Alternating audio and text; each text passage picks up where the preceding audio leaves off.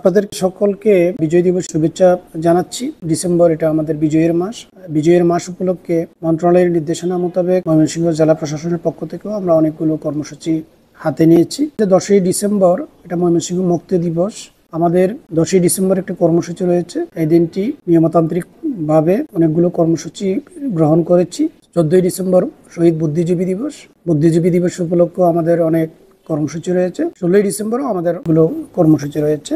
সকল কর্মসূচি সুশৃঙ্খলভাবে উদযাপনের জন্য ময়মনসিংহবাসীকে আমন্ত্রণ জানাই। তারা যেন এই কর্মসূচিতে সবাই যেন অংশগ্রহণ করেন। আমাদের উল্লেখযোগ্য যে সমস্ত কর্মসূচি তার মধ্যে রয়েছে আমরা বধ্যভূমিতে পুষ্পস্তবক অর্পণ এবং আমাদের বিভিন্ন শিক্ষা প্রতিষ্ঠানে মুক্তিযুদ্ধ এবং বিজয়ের তাৎপর্য গুরুত্ব তুলে ধরে আলোচনা সভা। এছাড়া একটা সংক্ষিপ্ত পরিসরে বিজয় মেলা উদযাপনের জন্য কর্মসূচি আমরা গ্রহণ করেছি। মুক্তিযোদ্ধা এবং যারা শহীদ হয়েছেন তাদের জন্য দোয়া অনুষ্ঠানের আয়োজন করেছি। এছাড়া সরকার নির্দেশিত যে সমস্ত কর্মসূচি রয়েছে যথাযথভাবে আমরা পালন করব।